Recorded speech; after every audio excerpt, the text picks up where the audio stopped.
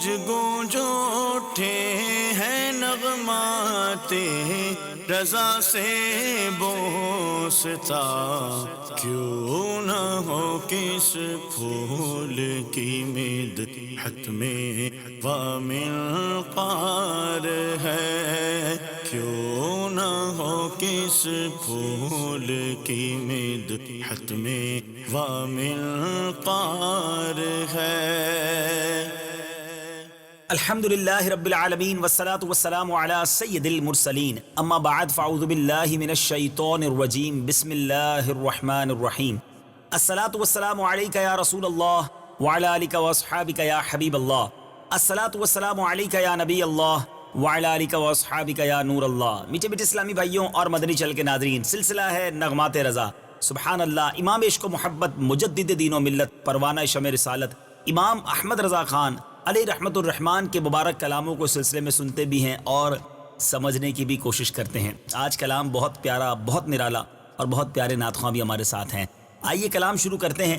یاد وطن ستم کیا، دشت حرم سے لائی کیوں، بیٹھے بٹھائے بد نصیب، سر پہ بلا اٹھائی کیوں۔ امام اہل سنت وہ ہستی ہیں میٹھے اسلامی بھائیوں جو مدینہ شریف جانے کی تڑپ، سوچ اور فکر عطا کرتے ہیں۔ سوز مدینہ، عشق مدینہ ان کے کلاموں سے ملا کرتا ہے، اور ایسا عاشق جب خود مدینہ منورہ سے واپس آئے تو فراق مدینہ کا عالم کیا ہوگا۔ اسی بحر میں اسی انداز کا ایک کلام ہم پہلے بھی ریکارڈ کر چکے ہیں۔ پھر کے گلی گلی تباہ، ٹھوکریں سب کی کھائے کیوں، دل کو جو عقل دے خدا، تیری گلی سے جائے کیوں۔ اسی انداز کا یہ کلام ہے۔ پہلا شعر آپ نے سنا، کچھ مشکل الفاظ کے پہلے معنی سمجھتے ہیں۔ وطن سے مراد یہاں جائے پیدائش جہاں انسان رہتا ہے، دشت حرم مدینہ منورہ کا جنگل، بلا سے مراد آفت۔ اب یہاں اعلیٰ حضرت کیا کہنا چاہ رہے ہیں کہ مدینہ پاک کی پرکیف اور جنتی فضاؤں میں کس قدر سکون سے بیٹھا تھا، ہائے بد نصیبی کہ وطن کی یاد آ گئی۔ اس مصیبت کی وجہ سے مدینہ منورہ کے مبارک جنگل، جی ہاں باغ تو اور جس کو کہیں گلزار تو ہر جگہ کے اچھے ہوتے ہیں، مدینہ منورہ کا جنگل جو ہے اہل عشق و محبت کے لیے دنیا کے تمام باغات سے زیادہ خوبصورت ہے، کیونکہ باغ مدینہ کی تو بات ہی نرالی ہے۔ مدینے کے بن، مدینے کے صحرا، مدینے کے دشت کی بھی کیا بات ہے۔ تو اعلیٰ حضرت کچھ اس طرح فرمانا چاہ رہے ہیں کہ اے وطن کی یاد، تو نے مجھے نبی پاک کا در چھڑا دیا۔ کیا خوبصورت وہ مقام، کیا پیاری ہوائیں اور مبارک فضائیں ہیں جو مدینہ دیکھ آئے ہیں۔ آج مدینے کی یاد میں ڈوب کر اس کلام کو آپ نے سننا ہے۔ ذرا پہلا شعر سنیے۔ یاد وطن ستم کیا، دشت حرم سے لائی کیوں، بیٹھے بٹھائے بد نصیب، سر پہ بلا اٹھائی کیوں۔ یاد وطن ستم کیا، دشت حرم سے لائے کیوں، بیٹھے بٹھائے بد نصیب، سر پہ بلا اٹھائے کیوں۔ یاد وطن ستم کیا،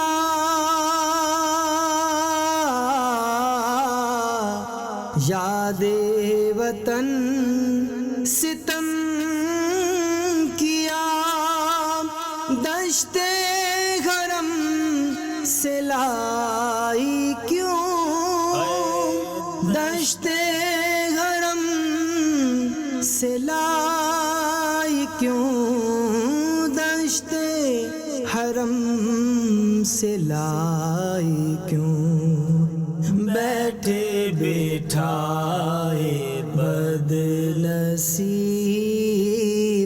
سر پہ بلا اٹھائے کیوں، بیٹھے بٹھائے بد نصیب، سر پہ بلا اٹھائے کیوں۔ کیا عشق کی کیفیت ہے ذرا دیکھیے گا۔ دل میں تو چوٹ تھی دبی، ہائے غضب ابھر گئی، دل میں تو چوٹ تھی دبی، ہائے غضب ابھر گئی، پوچھو تو آہ سرد سے ٹھنڈی ہوا چلائی کیوں۔ اعلیٰ حضرت کے عشق کی کیا بات ہے اور دل کی کیفیات کیسے کیسے انداز میں بیان کرتے ہیں۔ پہلے کچھ مشکل الفاظ کے معنی سمجھتے ہیں. دبی سے مراد دبی ہوئی یعنی بوجھ کے نیچے آ کر چھپ جانا. آہ سر سے مراد ٹھنڈی سانس. امام عشق و محبت گویا یہ سمجھا رہے ہیں کہ میرے دل میں عشق کے روگ کی چوٹ دبی ہوئی تھی، مدینہ چھوٹا، دل میں بڑا درد تھا، مگر یہ کچھ پرانی سی بات ہو گئی تھی، دل میں یہ چوٹ دب گئی تھی. لیکن کسی نے فرقت مدینہ میں ٹھنڈی سانس لی تو میرے دل کی چوٹ بھی دوبارہ ابھر آئی اور زخم تازہ ہو گیا. کیونکہ جب ٹھنڈی ہوا چلے تو دبی ہوئی دردیں پھر سے ہونے لگ جاتی ہیں. سردی میں آپ نے دیکھا ہوگا کہ درد پرانا عود کر آتا ہے، لیکن کمال کا ایک تخیل ہے کہ آہ سرد کر نکالنے سے پھر سے چوٹ جو ہے وہ ابھر کر آگے آ گئی. پھر مدینہ یاد آ گیا، پھر وہ یادیں تازہ ہو گئیں، پھر سرکار کے روضے کی یاد تڑپانے لگی، پھر نبی پاک کے جلووں میں گم ہونے کا جی چاہنے لگا. کمال کا انداز ہے اعلیٰ حضرت کا. بہرحال ذرا سنیے ایک عاشق رسول کی کیفیت. اللہ ان کیفیات کا کچھ ذرہ ہمیں عطا فرمائے. دل میں تو چوٹ تھی دبی، ہائے غضب ابھر گئی، پوچھو تو آہ سرد سے ٹھنڈی ہوا چلائی کیوں. دل میں تو چوٹ تھی دبی، دل میں تو چوٹ تھی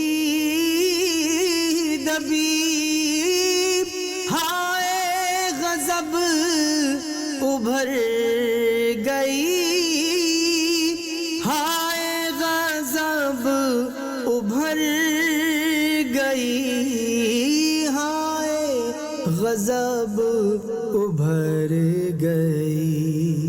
پوچھو تو آہے سرد سے ٹھنڈی ہوا چلائی کیوں، پوچھو تو آہے سرد سے ٹھنڈی ہوا چلائی کیوں. سبحان اللہ سبحان اللہ. اب اگلے شعر کو ذرا سنیے گا. باغ عرب کا سرو ناز دیکھ لیا ہے ورنہ آج، کمری جان غم زدہ گونج کے چہچہائی کیوں. کیا بات ہے اعلیٰ حضرت کی. ذرا سمجھیے گا اس شعر کو. سرو ناز یعنی سرو کا عمدہ پودا. یہ ایک سیدھا پودا ہوتا ہے، لمبا پودا ہوتا ہے، اس کی طرف اشارہ ہے. کمری کہتے ہیں پرندے کو. یہاں مراد اعلیٰ حضرت نے اپنی لی ہے، یعنی نبی پاک کی ثنا بیان کرنے والی بلبل، پیارے آقا کے نغمے گنگنانے والا پرندہ. سبحان اللہ.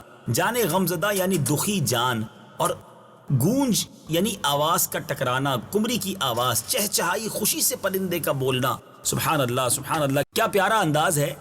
اعلیٰ حضرت لکھتے ہیں کہ ایسا لگتا ہے کہ آج کمری باغ مدینہ، یعنی خود اعلیٰ حضرت اپنے بارے میں کہہ رہے ہیں، سروے قد مصطفیٰ صلی اللہ تعالی علیہ وسلم کا دیدار کر لیا ہے. پیارے آقا کے مبارک سراپے کو لگتا ہے دیکھ لیا ہے، ورنہ یہ دکھوں کی ماری ہوئی کمری خوشی سے کیسے چہچہانے لگی، کیسے نغمات مصطفیٰ جھوم جھوم کر پڑھنے لگی. کیونکہ یہ تو ہمیشہ فراق مصطفیٰ میں آہیں بھرتا ہے، آج جھوم کر نعت پڑھ رہا ہے، خوشی سے جھوم رہا ہے. یقیناً آقا علیہ الصلوۃ والسلام نے اس کو اپنا لگتا ہے جلوہ دکھا دیا ہے. سبحان اللہ سبحان اللہ. کیا پیارا انداز ہے. ایک شاعر لکھتے ہیں نا، یہ ہوا اتنی معطر کیوں ہے. کیا کہتے ہیں، بات کیا ہے باد صبا اتنی کیوں معطر ہے، سبز سبز گنبد کو چوم کر چلی ہوگی. گویا پہلے مصرے میں سوال، دوسرے میں جواب کہ بات کیا ہے. اسی طرح اعلیٰ حضرت نے ایک اور کلام میں بڑی پیاری بات کی نا. کیا مدینے سے صبا آئی کے پھولوں میں ہے آج، کیا مدینے سے صبا آئی کے پھولوں میں ہے آج، کچھ نئی بو بھینی بھینی پیاری پیاری واہ واہ. یعنی اعلیٰ حضرت کہتے ہیں آج پھول کچھ زیادہ ہی مہک رہے ہیں، لگتا ہے مدینے سے ہوا آئی ہے جس نے ان پھولوں کو مہکا دیا ہے. اب اپنے بارے میں کہہ رہے ہیں کہ لگتا ہے احمد رضا نے نبی پاک کا دیدار کر لیا ہے، جب بھی یہ پیارے آقا کی بلبل جو ہے آج خوب چہچہا رہی ہے. اللہ اکبر. کیا انداز ہے بیان کا. اللہ ان کے صدقے ہمیں بھی پیارے آقا علیہ الصلوۃ والسلام کے جلووں سے فیضیاب فرمائے. لکھتے ہیں، باغ عرب کا سرو ناز دیکھ لیا ہے ورنہ آج، کمریے جان غم زدہ گونج کے چہچہائی کیوں. باغ عرب کا سرو ناز،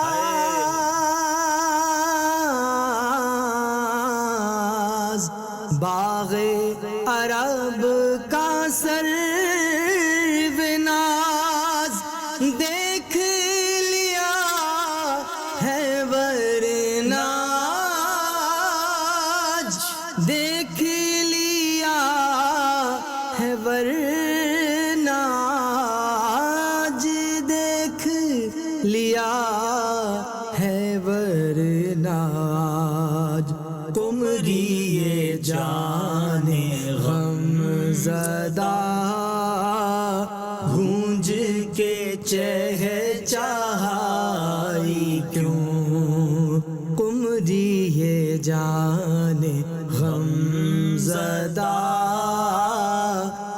گونج کے چہچہائی کیوں. سبحان اللہ سبحان اللہ. اگلے شعر کو ذرا سنیے اور ایمان تازہ کیجئے. نام مدینہ لے دیا چلنے لگی نسیم خلد، سوزش غم کو ہم نے بھی کیسی ہوا بتائی کیوں. سبحان اللہ. نسیم خلد سے مراد کیا ہے؟ اس سے مراد ہے جنت کی ہوا. سبحان اللہ. اور جنتی ہوا. سوزش غم، غم کی تکلیف، غم کی جو جلن ہوتی ہے اس کو کہتے ہیں سوزش غم. اعلیٰ حضرت امام اہل سنت کمال کے تخیل کے جو ہے وہ حامل ہیں. یہاں لکھتے ہیں کہ اگرچہ ہجر و فراق کی جلن میں جو لطف ہے نا، اب ذرا غور کیجیے، دل جب کسی بھی غم میں جلتا ہے تو اچھا نہیں لگتا، مگر امام اہل سنت عشق رسول کے اس مرتبے پر فائز ہیں کہ وہ دل کی جلن جو پیارے آقا کی یاد میں ہے اس سے تو لطف بھی دوبالا ہو جاتا ہے. اے عشق تیرے صدقے جلنے سے چھٹے سستے، جو آگ بجھا دے گی وہ آگ لگائی ہے. تو اعلیٰ حضرت کہتے ہیں کہ ہجر و فراق کی جلن میں جو لطف ہے وہ جنت کی باد صبا میں کہاں ہے. لیکن کیونکہ باد صبا جنت کی جو ہوا ہے وہ کیوں چلنے لگی ہے؟ اچھا وجہ یہ ہے کہ ہم نے نام مدینہ لے لیا ہے اور جنت کی ہوا نام مدینہ پہ قربان ہونے کو آئی ہے تاکہ ہماری جلن کو کم کرے، فراق کی تڑپ کا کسی طرح مداوا ہو جائے. لیکن جو مدینے کی فراق کا لطف ہے وہ جنت کی ہوا میں بھی نہیں ہے، کیونکہ یہ جلن ہم بجھانا ہی نہیں چاہتے، ہم چاہتے ہیں یہ بڑھتی رہے. نبی پاک کے فراق میں دل تڑپتا رہے. جان ہے عشق مصطفیٰ روز فضو کرے خدا، جس کو ہو درد کا مزہ ناز دوا اٹھائے کیوں. لوگ درد ختم کرنے کے لیے دوا کھاتے ہیں، اعلیٰ حضرت فرماتے ہیں ہم دوا کیوں کھائیں، ہم دوا کیوں لیں، دوا کے ناز کیوں اٹھائیں. ہم تو چاہتے ہیں یہ درد اور بڑھتا چلا جائے اور سرکار علیہ الصلوۃ والسلام کے نام پر ہم فنا ہو جائیں، سب کچھ قربان کر بیٹھیں. کمال کا انداز ہے. اعلیٰ حضرت لکھتے ہیں نام مدینہ لے دیا چلنے لگی نسیم خلد، سوزش غم کو ہم نے بھی کیسی ہوا بتائی کیوں. نام مدینہ لے دیا، نام مدینہ لے دیا، چلنے لگی نسیم خلد، چلنے لگی نسیم خلد، چلنے لگی نسیم خلد، سوزش غم کو ہم نے بھی کیسی ہوا بتائی کیوں. سوزش غم کو ہم نے بھی کیسی ہوا بتائی کیوں. سبحان اللہ سبحان اللہ. اگلے شعر کی طرف چلتے ہیں. اسی عشق کی کیفیت، اسی عشق کی بے قراری کے انداز کو بیان کیا جا رہا ہے، اور کس اسٹیج پر، کس مرتبے پر اعلیٰ حضرت کا عشق ہے. ذرا سنیے. فرماتے تو نے تو کر دیا طبیب آتش سینہ کا علاج، آج کے دودھ آہ میں بوئے کباب آئی کیوں. اللہ غنی. یہ کون سے کباب اور کس بو کی بات ہو رہی ہے؟ ذرا غور سے سنیے گا. طبیب کہتے ہیں معالج حکیم کو. آتش سینہ یعنی سینے کی جلن، دودھ آہ سے مراد آہ کا دھواں، بوئے کباب یعنی کباب بننے کی بھو. اللہ اکبر. اعلیٰ حضرت کہتے ہیں کہ اے میرے طبیب تو نے تو مجھے تسلی دی تھی کہ اس مریض مصطفیٰ صلی اللہ تعالی علیہ وسلم کا علاج ہو چکا ہے. دراصل یہ دنیا کے طبیب جو ہے نا وہ مریض مصطفیٰ نبی پاک کے غم میں جو بے قرار ہے اس کا علاج نہیں کر سکتے. ایک شاعر کہتے ہیں نا میں مریض مصطفیٰ ہوں مجھے چھیڑو نہ طبیبو، میں یہی پکار لوں گا نہیں دور ہے مدینہ. اعلیٰ حضرت گویا یہ فرمانے ہیں کہ دنیا کے طبیبوں نے بڑی کوشش کی اور آخر میں ڈکلیئر بھی کر دیا کہ علاج ہو گیا ہے، یہ مریض ٹھیک ہو گیا ہے. لیکن پتہ تو اب چلا کہ جب میں نے مدینہ منورہ کی جدائی کے صدمے میں آہ بھری تو اس آہ سے گرم دھواں نکلا اور ایسی بو آئی جیسے سیخ کباب بھوننے کی بو آتی، گویا اندر دل جل کر بھن کر کباب کی مانند ہو گیا ہے۔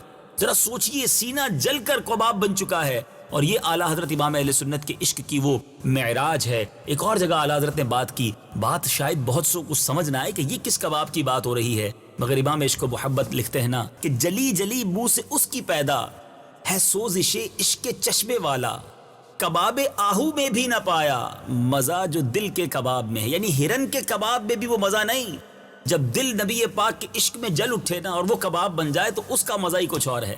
یہ عام لوگوں کی سمجھنے والی باتیں نہیں ہیں، یہ عشق کی وہ معراج ہے۔ ہم عشق کے بندے ہیں، کیوں بات بڑھائی ہے، کمال کا انداز ہے اعلیٰ حضرت کا، اور یہاں بھی کچھ یہی فرمانا چاہ رہے ہیں۔ ذرا دوبارہ اس شعر کو سننا ہے۔ تو نے تو کر دیا طبیب آتش سینہ کا علاج، آج کے دودھ آہ میں بوئے کباب آئی کیوں؟ تو نے تو کر دیا طبیب، تو نے تو کر دیا طبیب آتش سینہ کا علاج، آتش سینہ کا علاج، آتش سینہ کا علاج، آج کے دودھ آہ میں بوئے کباب آئے کیوں، آج کے دودھ آہ میں بوئے کباب آئے کیوں۔ اللہ اللہ۔ اگلے شعر بے فکر آخرت دیکھیے، امام اہل سنت لکھتے ہیں فکر معاش بد بلا، ہول معاد جاں گزا، لاکھوں بلا میں پھنسنے کو روح بدن میں آئی کیوں۔ پہلے ذرا مشکل الفاظ کے معنی سمجھ لیں۔ فکر معاش یعنی روزی کی فکر، ہول معاد قیامت کی وحشت، جاں گزا سے مراد جان گھٹانے والا، جان کو گویا تکلیف میں ڈالنے والا۔ اعلیٰ حضرت امام اہل سنت گویا صحابہ کرام کے ان اقوال کی طرف اشارہ کر رہے ہیں کہ اس دنیا میں فکر معاش یعنی پہلے تو دنیاوی معاملات پورے کرنے کی فکر بڑی خطرناک ہے، اس کے لیے انسان پریشان رہتا ہے، مگر اس کے علاوہ بھی بے شمار مصیبتیں ہیں ہمارے سر پر آ پڑی ہیں، اور ابھی موت کے خطرات اور قیامت کی ہولناکیاں باقی ہیں۔ اے روح، تجھے کس نے کہا تھا کہ بدن کے جال میں پھنس کر اتنی بے شمار بلاؤں کے خطرات مول لے لے؟ یہ فکر آخرت کا انداز ہے، اور یہ ہمیں صحابہ کرام کے اقوال سے بھی ملتا ہے۔ سیدنا عمر فاروق رضی اللہ تعالیٰ عنہ کہا کرتے کہ کاش میں کوئی تنکا ہوتا، انسان نہ ہوتا۔ ایک بار آپ نے بڑی عجیب سی بات فرمائی کہ میں کاش دمبا ہوتا، میرے گھر والے مجھے اسے کھلاتے پلاتے اور پھر بقرعید پر ذبح کر دیتے۔ یہ اتنی بڑی عظیم ہستیاں ایسا کیوں کہتی ہیں؟ بی بی عائشہ صدیقہ رضی اللہ تعالیٰ عنہ کے بارے میں ملتا ہے، فرماتی میں کاش کوئی بھولی بسری چیز ہوتی۔ ہمارے شیخ طریقت امیر اہل سنت کے کئی ایسے اشعار ہیں، ایک جگہ لکھتے ہیں نا کہ میں مدینے کی گلی کا کوئی کتا ہوتا، کاش ہوتا نہ میں انسان مدینے والے، کاش کہ میں دنیا میں پیدا نہ ہوا ہوتا، قبر و حشر کا سب غم ختم ہو گیا ہوتا۔ کیوں کہ نہ جانوروں پر نہ درختوں پر کسی پر کوئی حساب کتاب نہیں قیامت کے دن۔ انسان کو پہلے ایمان بچا کر دنیا سے جانا ہے اور پھر اللہ کی بارگاہ میں جواب بھی دینا ہے۔ یہ خوف خدا کا عالم ہے میرے میٹھے اسلامی بھائیوں۔ آج ہم میں سے کس کو مرنے کے بعد جواب دینے کا خوف ہے؟ مگر ہمارے بزرگ تو کہتے کاش دنیا ہی میں نہ آتے، اب آ گئے ہیں تو پھنس گئے ہیں۔ لیکن اب آخرت کی تیاری کرنی ہے، ایمان کی سلامتی کی فکر کرنی ہے۔ کیسا شاندار انداز، عاشقوں کے امام ہیں، اتنا بڑا مرتبہ ہے رب کی بارگاہ میں، مگر پھر بھی یہ فکر ہے کہ کاش اس فکر کا ذرہ نصیب ہو جائے۔ میرے امام لکھتے ہیں فکر معاش بد بلا، ہول معاد جا گزا، لاکھوں بلا میں پھنسنے کو روح بدن میں آئی کیوں۔ فکر معاش بد بلا،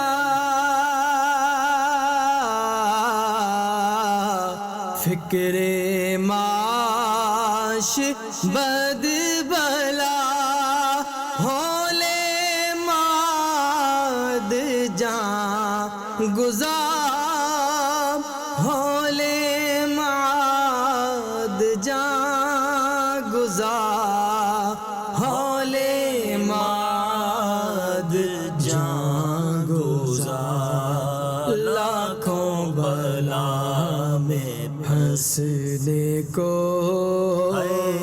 روح بدن میں آئی کیوں لاکھوں بلا میں پھنسنے کو روح بدن میں آئی کیوں. سبحان اللہ سبحان اللہ. ایک اور خوبصورت انداز. ہو نہ ہو آج کچھ میرا ذکر حضور میں ہوا. ہو نہ ہو آج کچھ میرا ذکر حضور میں ہوا ورنہ میری طرف خوشی دیکھ کے مسکرائی کیوں. اللہ اکبر. بہت ہی خوبصورت بات کی ہے اعلیٰ حضرت نے. یہاں حضور سے مراد کیا ہے؟ یعنی نبی پاک علیہ الصلوۃ والسلام کے دربار میں بڑا پیارا ایک انداز ہے کہ لگتا ہے آج میری کوئی بات ہوئی ہے نبی پاک کے دربار میں, کوئی میرا ذکر ہو گیا ہے سرکار کی بارگاہ میں. تبھی تو اس کی دلیل یہ ہے کہ خوشی تو میری طرف کبھی رخ نہیں کرتی تھی, مگر آج خوشی مجھے دیکھ کر بار بار مسکرا رہی ہے. اس کا بار بار مجھے دیکھ کر مسکرانا یہ بتا رہا ہے کہ محبوب خدا نے اس گناہگار کو یاد فرمایا ہے. بہت عشق والی بڑی پیاری بات ہے کہ آج سرکار نے ایسا خاص کرم کیا ہے کہ دل جھوم اٹھا ہے. یعنی خوشی بھی ملی ہے تو سبحان اللہ, اس میں بھی نبی پاک کا صدقہ ہے, اس میں بھی پیارے آقا کے در ہی کی خیرات ہے.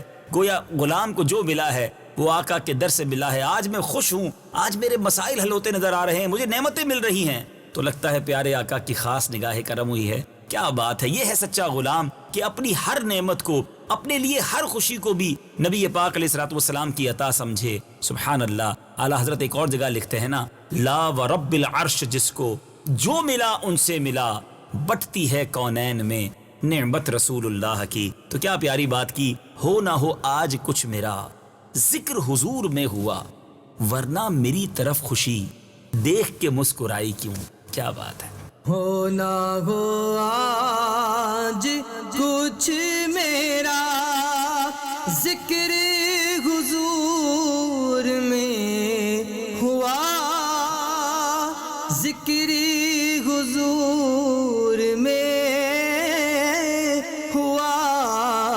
ہو نہ ہو آج کچھ میرا ذکر حضور میں ہوا ذکر حضور میں ہوا ذکر حضور میں ہوا ورنہ میری طرف خوشی دیکھ کے مسکرائی کیوں ورنہ میری طرف خوشی دیکھ کے مسکرائی کیوں. سبحان اللہ سبحان اللہ. اگلے شعر کی طرف چلتے ہیں. عرض کروں حضور سے دل کی تو میرے خیر ہے. عرض کروں حضور سے دل کی تو میرے خیر ہے پیٹتی سر کو آرزو دشتے حرم سے آئی کیوں. اللہ غنی. بڑا پیارا انداز ہے کہ حضور آپ کو تو میرے سارے حالات پتہ ہیں, آپ تو سب جانتے ہیں, آپ سے کیا عرض کروں, سبھی آپ میری مشکلیں جانتے ہیں اور میرے دل کی خیر ہے, دل میں بہت ساری تمنائیں, مگر حضور معاملہ یہ ہے کہ جو دشت حرم سے واپس آ گیا ہوں, نبی پاک کے روضے سے, آپ کے شہر سے, آپ کے مبارک آستان سے جو واپس آیا ہوں, یہ آرزو بار بار مجھے سر کو پیٹ رہی ہے کہ مدینہ کیوں چھوڑا, مدینہ چھوڑ کے ویرانہ ہند کا چھایا, یہ ہائے کیسا حواسوں نے اختلال کیا. یعنی بہت زبردست یہ تمنا ہے آقا کہ اب اس سے صبر نہیں ہو رہا. آقا کرم فرمائیے اور مدینہ منورہ کی حاضری پھر عطا فرمائیے. مفتی احمد یار خان نعیمی رحمۃ اللہ تعالی علیہ کمال کا شعر لکھتے ہیں اور دل کی کیفیت دیکھیں کیسی ہے. کہتے ہیں آقا بے چین دل کو اب تک سمجھا بجھا کے رکھا, بے چین دل کو اب تک سمجھا بجھا کے رکھا, مگر اب تو اس سے آقا نہیں انتظار ہوتا. کرم فرمائیے, جلدی اپنے در پر بلا لیجئے. کمال کی التجا ہے. عرض کروں حضور سے دل کی تو میرے خیر ہے پیٹتی سر کو آرزو دشتے حرم سے آئی کیوں. عرض کروں حضور سے دل کی تو میرے خیر ہے, دل کی تو میرے خیر عرض کروں حضور سے، دل کی تو میرے خیر ہے، دل کی تو میرے خیر ہے، دل کی تو میرے خیر ہے، پیٹتی سر کو آرزو دشتے حرم سے آئی کیوں، پیٹتی سر کو آرزو دشتے حرم سے آئی کیوں۔ اب وقت ہوا اس کلام کے مقطع کا، گویا عطر کلام کا۔ میرے رضا لکھتے ہیں، حسرت نو کا سانحہ سنتے ہی دل بگڑ گیا، ایسے مریض کو رضا مرگے جواں سنائی کیوں۔ بڑی عشق والی بات ہے، اور مدینے سے جدائی کا غم کتنا بڑا ہے ذرا سمجھیے۔ امام اہل سنت فرما رہے مرگے جواں کہتے ہیں جوان موت، سانحہ صدمہ، بری خبر۔ اچھا، حسرت سے مراد ارمان، وہ تمنا جو پوری نہ ہو سکی ہو۔ اعلیٰ حضرت امام اہل سنت فرماتے ہیں کہ مدینہ منورہ سے جدائی کی خبر سن کر ایسے لگا جیسے کسی نے جوان موت کی خبر سنا دی ہو۔ سب سے بڑا صدمہ ہوتا ہے کسی کی جوان موت کے بارے میں، باپ کو پتہ چلے کہ جوان بیٹا مر گیا ہے۔ جوان کی موت بہت بڑی اور سانحہ والی خبر ہوتی ہے۔ اعلیٰ حضرت فرماتے ہیں مدینے سے جدائی کی خبر گویا جوان موت کی خبر ہے۔ دل بے قابو ہو گیا، نئے ارمانوں کا خون ہو گیا۔ بھلا اے رضا، ایسے مریض کو جو پیارے آقا کے ہجر میں پہلے ہی فراق میں تڑپ رہا تھا، اتنی خطرناک، اتنے بڑے سانحے کی خبر کیوں سنائی؟ اب اس بیچارے کا کیا بنے گا؟ کیا انداز ہے اعلیٰ حضرت کا۔ ایک اور کلام میں لکھتے ہیں نا، رخصت قافلہ کا شور غش سے ہمیں اٹھائے کیوں، سوتے ہیں ان کے سائے میں کوئی ہمیں جگائے کیوں۔ ایک اور شاعر لکھتے ہیں نا، آپ کے در کی حاضری آقا ہماری عید تھی، کعبہ دل کو چھوڑ کر عید منائیں کس طرح، در سے غلام آپ کے جائیں تو جائیں کس طرح، چھوڑ کے آپ کا دیار سر کو اٹھائیں کس طرح، گنبد سبز دیکھ کر روح میں کیف سر بسر، صبر و قرار اے ادیب روح میں لائیں کس طرح۔ بڑی کیفیات ہیں میرے بیچ اسلامی بھائیوں۔ مدینہ چھوٹنا ہو تو کسی عاشق سے پوچھئے، مدینہ چھوٹے تو کسی عاشق سے پوچھنا چاہیے کہ اس کی کیا کیفیت ہے۔ امام اہل سنت اپنے ایک اور مقطع میں لکھتے ہیں کہ دیکھو مدینہ چھوڑ کے نہ جانا، ٹھوکریں کھاتے پھرو گے، ان کے در پر پڑ رہو، قافلہ تو اے رضا اول گیا آخر گیا۔ مولانا حسن رضا خان صاحب لکھتے ہیں نا، مر کے جیتے ہیں جو ان کے در پہ جاتے ہیں حسن، جی کے مرتے ہیں جو آتے ہیں مدینہ چھوڑ کر۔ مدینہ چھٹ جائے تو سب چلا جاتا ہے۔ اعلیٰ حضرت نے اپنے مقطع میں وہی بات لکھی ہے کہ اتنا بڑا صدمہ، اتنی بڑی خبر، گویا جوان موت کی خبر دی ہے مجھے، مدینہ چھوٹنے کی خبر دی ہے۔ اللہ غنی، اللہ کاش ایسا عشق مدینہ نصیب کر دے، نہ جا پائیں تو بھی روتے رہیں، اور مدینہ چھٹ جائے تو بھی تڑپتے رہیں، کیونکہ وہاں جانے کی آرزو کی تڑپ میں بھی مزہ ہے، فراق اور ہجر مدینہ کی تڑپ میں بھی مزہ ہے۔ ایک اور شاعر بھی لکھتے ہیں نا، طیبہ سے لوٹنا کسی عاشق سے پوچھئے، طیبہ سے لوٹنا کسی عاشق سے پوچھئے، ایسا لگا کہ روح بدن سے نکل گئی۔ ایک اور شاعر لکھتے ہیں نا، ہم مدینے سے اللہ کیوں آ گئے، قلب حیراں کی تسکی وہیں رہ گئی، دل وہیں رہ گیا، جان وہیں رہ گئی، خم اسی در پہ اپنی جبیں رہ گئی۔ بہت ساری باتیں ہیں، عشق کی باتیں ہیں، مدینے کی یاد کی باتیں ہیں۔ اللہ بار بار مدینہ پاک کی حاضری عطا فرمائے، مدینے کے جانے کا شوق بھی عطا فرمائے، اور جب مدینے سے واپسی ہو تو تڑپ بھی نصیب فرمائے۔ اعلیٰ حضرت لکھتے ہیں، حسرت نو کا سانحہ سنتے ہی دل بگڑ گیا، حسرت نو کا سانحہ سنتے ہی دل بگڑ گیا، ایسے مریض کو رضا مرگے جواں سنائی کیوں۔ حسرت نو کا سانحہ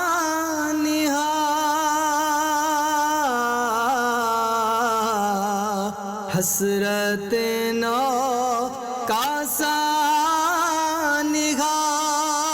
سنتے ہی دل بگڑ گیا، سنتے ہی دل بگڑ گیا، حسرتیں نو کا سانحہ سنتے ہی دل بگڑ گیا سنتے ہی دل بگڑ گیا سنتے ہی دل بگڑ گیا ایسے مریض کو رضا مرگ جوان سنائی کیوں ایسے مریض کو رضا مرگ جوان سنائی کیوں. سبحان اللہ سبحان اللہ. میرے میٹھے اسلامی بھائیوں، عشق بھرا کلام، فراق مدینہ میں تڑپنے اور تڑپانے والا کلام آج ہم نے سنا. اللہ کریم امام عشق و محبت اعلیٰ حضرت کہ عشق کیا کوئی ذرہ ہمیں نصیب فرمائے. ویسے ہی تو نہیں ہے نا امام عشق و محبت کہتے ہیں نا، وہ آج بھی سکھا رہے ہیں پیارے آقا سے آپ کے مدینے سے عشق کرنا کیسے ہے، ان کی یاد میں تڑپنا کیسے ہے. اللہ کریم ہمیں بھی یہ سلیقہ، یہ تڑپنا اور یہ مچلنا نصیب فرمائے. مدنی چینل دیکھتے رہیے. اگلے سلسلے نغمات رضا میں ایک اور کلام رضا لے کر حاضر ہوں گے. صلو علی الحبیب صلی اللہ تعالی علی محمد صلی اللہ علیہ وسلم. گونج گونج اٹھے ہیں نغمات رضا سے بوستا، کیوں نہ ہو کس پھول کی مدحت میں وامل قار ہے، کیوں نہ ہو کس پھول کی مدحت میں وامل قار ہے.